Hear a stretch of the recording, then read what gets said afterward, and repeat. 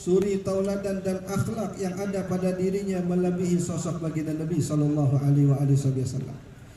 Sehingga berapa kali pun majlis kita datangi, berapa kali pun pertemuan kita hadiri, kalau yang dibicarakan adalah sosok baginda Nabi sallallahu alaihi wasallam, maka kita bisa pastikan majlis itu tidak akan membosankan, karena yang diceritakan sosok yang tidak membosankan. Berapa kali pun tempat kita datangi, kita hadiri, tapi kalau yang dibicarakan adalah baginda Nabi SAW, maka pembicaraan itu tidak akan membosankan dan menjemukan, karena yang dibicarakan sosok yang dicintai oleh Allah Subhanahu wa Ta'ala. Ahbabana fillah, kehadiran kita di majlis ini semata karena Allah Subhanahu wa Ta'ala ingin memuliakan kita. Ma ahdarana illa liyukrimana. Tidaklah Allah menghadirkan kita ke tempat yang mulia ini melainkan karena Allah ingin memuliakan kita. Kita berada di tempat yang memang seharusnya. Allah Subhanahu wa Ta'ala menjelaskan, ada tempat-tempat orang mensucikan diri, fihi rijalun yuhibbuna ayyatataharu wallahu yuhibbul mutahhirin.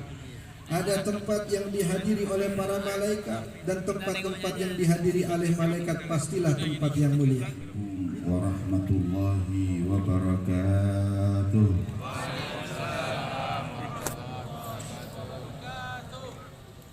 Alhamdulillah. Alhamdulillahilladzi hadana li hadza wa ma kunna linahtadiya laula an hadana Allah. Allahumma salli wa sallim ala sayyidina Muhammadin nurika sari wa madadikal jari wajma'na bihi fi kulli adwari wa ala alihi wa sahbihi ya nur, amma ba'd. Subhanaka la ilma lana illa ma 'allamtana innaka antal alimul hakim. Rabbi shrah li sadri wa yassir li amri wahlul 'uqdatam min lisani yafqahu qawli, amin ya rabbal alamin. Yang saya muliakan dan saya hormati segenap para pewaris Rasulullah sallallahu alaihi wasallam, para ulama, para masyayikh, para asatid, para habaib, memberikan cahaya yang terang benderang dalam kehidupan kita.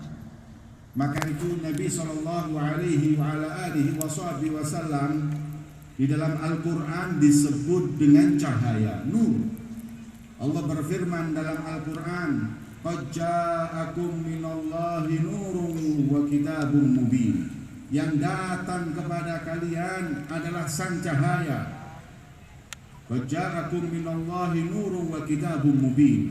Yang datang dari Allah pada kalian adalah sang cahaya dan kitab yang jelas, yaitu Al-Quran. Nur, kata ahli tafsir, adalah beliau baginda Muhammad sallallahu alaihi wasallam. Nabi SAW disebut oleh Allah cahaya. Beliau Nabi Muhammad cahaya bukan cuma sekedar cahaya maknawi, tapi cahaya hissi wa maknawi. Rasul SAW jasadnya cahaya. Bahkan cahaya Nabi Muhammad adalah awal makhluk yang Allah ciptakan di muka bumi ini. Sebagaimana dalam Musnad Abdul Razak, ketika sahabat Jabir tanya kepada baginda Muhammad, an awwali syai'in khalaqahu Allahu qabla al-asya, ya Rasulullah Muhammad sallallahu alaihi wasallam, Allahumma shalli ala Muhammad. Itu beliau Nabi Muhammad sallallahu alaihi wa ala alihi wasallam, cahaya hadirin. Nabi cahaya. Nabi sallallahu alaihi wasallam datang dunia jahiliyah, dunia gelap. Makanya kita di Indonesia ini hadirin, kalau mau buat peringatan Maulid Nabi jangan setengah-setengah, yang ramai sekalian. Kita di 17 Agustus buat acara meriah. Karena itu kemerdekaan negeri kita yang tercinta, Indonesia. Kalau kita nggak meriahin, salah kita hadirin. Kenapa? Apa nggak syukur sama Allah atas nikmat kemerdekaan? Meriahkan 17 Agustus, hari kemerdekaan Indonesia. Tapi ingat, 12 Rabiul Awal adalah hari kemerdekaan alam semesta. Siapa kita tanpa Nabi Muhammad? Dunia gelap hingga detik ini tanpa beliau Rasulullah SAW. Siapa kita tanpa Nabi Muhammad? Kita dhalalun mubin. Kita ini adalah umat yang sesat, jelas sesatnya. Tapi datang Rasulullah, kita udah gak sesat lagi kata Allah. Tapi kuntum khaira ummatin ukhrijat linnas. Kalian sebaik-baiknya umat yang pernah Allah ciptakan.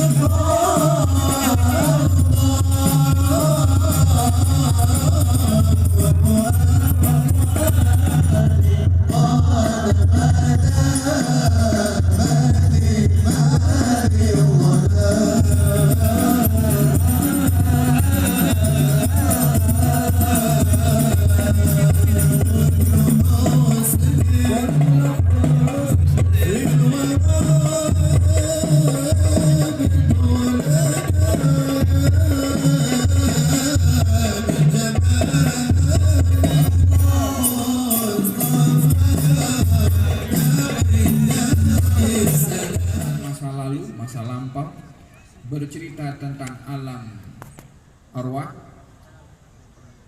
Al-Quran juga bercerita tentang masa sekarang. Al-Quran juga bercerita tentang masa depan. Al-Quran juga bercerita tentang alam barzakh. Al-Quran juga bercerita tentang alam akhirat. Lengkapnya Al-Quran sebagai panduan bagi kita umat Islam yang memberikan kepada kita penerangan segala apa yang ada di alam semesta ini ada di dalam Al-Quran. Ma farraqna fil kitabi min syai'. Kami tidak tinggalkan dalam Quran segala apapun ada dalam Quran. Mau cari apa ada dalam Quran. Digambarkan di dalam Al-Quranul Karim tentang mereka yang berada di akhirat nanti ketika menghadapi pertanggungjawaban atas amal perbuatannya, dan dia menyesal seperti mana disampaikan oleh Ustaz Ahmad tadi, orang itu nanti hadir kata Rasulullah sallallahu alaihi wasallam. Terus di Sahih Al-Bukhari Nabi Muhammad sallallahu alaihi wasallam menceritakan ada seorang wanita penjahat, melakukan banyak dosa, melakukan banyak kejahatan. Tapi dia itu satu kali dalam perjalanan di padang pasir, dia kehausan, hampir mati kehausan, sampai akhirnya tiba di sebuah sumur. Di dalamnya ada air, cuma nggak ada timba. Dia turun, manjat ke bawah, diambil air minum. Selamat dari kematian, hilang dahaganya dia. Senang sudah. Naik lagi ke atas, lihat ada seekor anjing yang hampir mati kehausan. Maka wanita tersebut mengatakan, laqad balagha bihi ma balagha bi min al-'atsh. Anjing ini merasakan rasa haus yang tadi saya rasakan, hampir mati. Maka wanita itu turun lagi ke bawah. Dia ambil itu air, enggak punya wadah, dengan sepatunya dia itu dijadikan tempat air. Dia gigit sambil manjat ke atas, dia kasih minum anjing tersebut sampai seger lagi, pergi anjing tersebut. Dalam Bukhari, Sahih Bukhari, disebutkan kisah ini dilakukan oleh seorang wanita. Tapi dalam hadis yang lain Sahih Bukhari juga, kisah ini dilakukan oleh seorang laki-laki. Itulah Habib Umar bilang, memang kejadiannya ada dua, yang satu wanita, satu laki-laki, berulang. berulang kejadiannya. Terus Allah Ta'ala memberikan ampunan kepada wanita pendosa itu dan laki-laki pendosa itu dapat ampunan dari Allah berkat manfaat dan rasa sayang, rasa kasihan yang dia berikan kepada seekor anjing. Subhanallah, Allah Ta'ala ampunkan dosa-dosanya. Lain lagi ada satu kisah lagi, satu wanita masuk neraka dari Bani Israel. Nabi bilang dia masuk neraka gara-gara kucing. Dia kucing dikurung, kucingnya tersebut. Dalam kurungan kucing itu tidak diberi makanan dan tidak juga dilepaskan untuk cari makan sendiri. Mau kurung, kasih makan. Kemudian juga nggak mau kasih makan, lepaskan biar cari makan sendiri. Tuh, maka wanita dari Bani Israel tersebut dimasukkan neraka, disiksa oleh Allah karena kejahatan terhadap kucing. Tuh. Gimana kalau kejahatan terhadap manusia? Kalau kejahatan terhadap manusia, gak ngasih makan orang kelaparan, orang kehausan, biarin mati sampai kelaparan sampai mati, biarin kehausan sampai mati, lapar, haus, matiin listrik, stop persediaan air. Manusia sih nggak bikin begitu. Kalau masih ada satu titik tetes sifat manusia pada diri mereka, nggak melakukan hal yang semacam itu. Nabi Shallallahu Alaihi Wasallam, beliau adalah bapak hak asasi manusia. Yang ngajarin hak asasi manusia bukan barat, bukan timur. Yang ngajarin hak asasi manusia yang hakiki Nabi Muhammad Shallallahu Alaihi Wasallam. Nabi yang penuh rahmat, penuh kasih sayang. Yang mana Rasulullah Shallallahu Alaihi Wasallam, beliau di medan perang, dalam jihad, saat jihad dalam perang Badar itu ketika musyrikin terbunuh, Nabi tidak menelantarkan jenazah mereka, kubur, makamkan, jangan dibiarkan dimakan oleh hewan dan binatang, digalikan lubang, dimakamkan mereka di lubang tersebut. Sallallahu alaihi wasallam. Kita belajar hak asasi manusia dari Nabi Muhammad Sallallahu Alaihi Wasallam. Ini hari kan kita lihat hak asasi manusia, orang Barat mengajarin hak asasi manusia. Mereka nggak punya hak asasi terhadap manusia, nggak ada setitik jiwa kemanusiaan dalam hatinya. Kita mau belajar dari mereka. Hak